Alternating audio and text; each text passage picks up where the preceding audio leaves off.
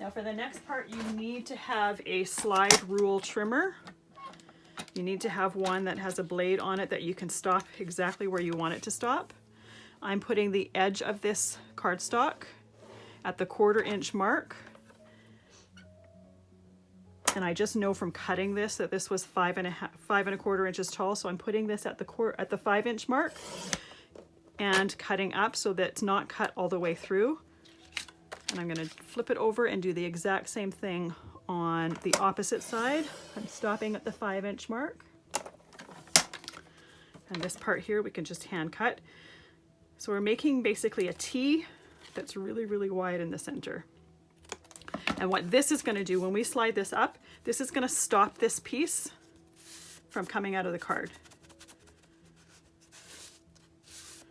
So no, you're not going to be able to pull this part out. In the other versions of this card, you will be able to pull that piece out, which makes it a little bit simpler to make. And there's bonuses to having that piece out.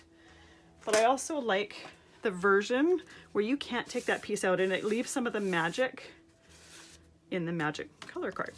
So this piece is done for the moment. We're going to take that same slide rule trimmer. I'm going to measure this here a sec. So this piece here is 3 7/8.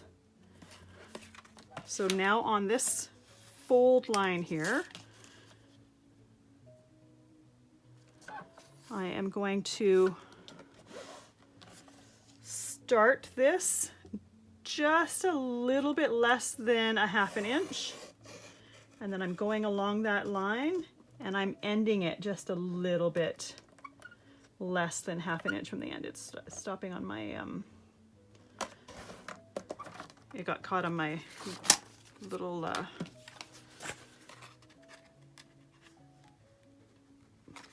these things here. I'm losing my English here.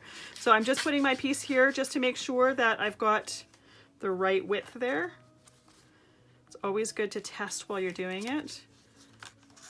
Lift it up, it doesn't pull out. And it's not going to slide perfectly right now because we don't have everything closed to keep that channel the way it is. But what I do want to do while this is down, or while this is open, is I'm going to put this piece just even with the bottom, because that's where it's going to sit when everything is closed. I'm going to take a pencil. I'm just going to mark this right here and right here. And we will pull this out. Now when I cut that channel in the fold line, I can see now that I was just towards the back of it. So I have a tiny little flip up of paper here that you probably didn't even see on the camera, but I can see it in person. So I just took a scissors and trimmed that down. So now when I have my piece in here, I don't have that flip up of paper there. All right, to take this piece out again, that sliver can get tossed. So now those 2 pencil lines that I made, I'm going to line them up with the cut line on my trimmer, but I'm just going to put those pencil lines just to the outside of it so that that gets cut off.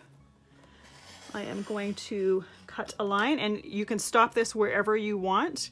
What I'm creating right now is this little pull tab. So I've got this cut. It's actually to the 2.5 inch mark on my trimmer here. Then I'm going to go to the 3.5 inch mark and cut to the end so that I have about 1 inch here where I haven't cut through. And then I'm just taking my scissors and cutting that part off. In order to round it, I have a corner rounder. You could also just take your scissors and cut this by hand. It doesn't need to necessarily have a corner rounder to it. Personally, I just like those corners rounded. Absolutely, a scissors could work for that. All right, now let's just test it one more time before we start assembling. There we go. And now we've got our, whoops, that one flipped in. Now we've got our pull tab here, and when we have it all the way pushed down to the bottom, we don't have a piece of, we don't see any of that white. All right, so this can come out for a moment. Now we're going to finish with this little acetate piece. Now what we're going to do here is I am going to put my stamped image on the from the acetate right over the stamped image that we watercolored. And as soon as we have it matching perfectly, I'm taking that some painter's tape or die tape and stamping that, or sorry, taping that in place. Now we'll take our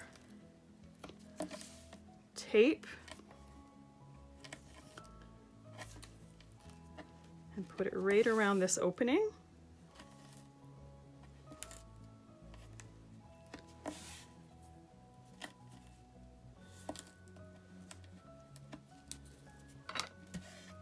And I always press it down. Make sure that the tape has really good contact with the cardstock before trying to pick up the backing.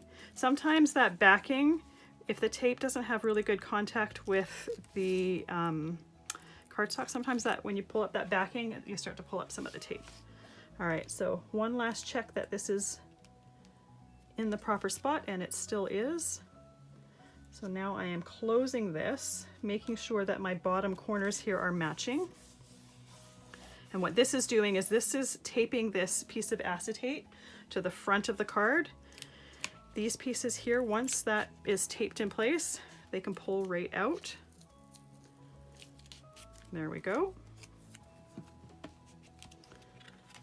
And now this piece can get put right in there. And we are going to glue this closed. And by glue it, we're going to use tape.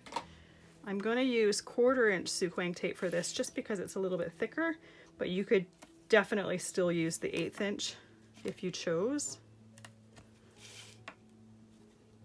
You just want to make sure that this slider piece is inside that channel that we've made. We don't want any of that to accidentally stick to this tape that we're putting down.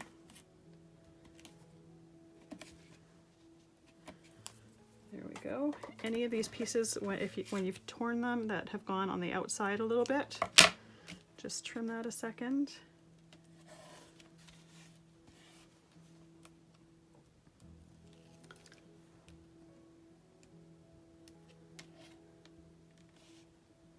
And then take our tape backing off.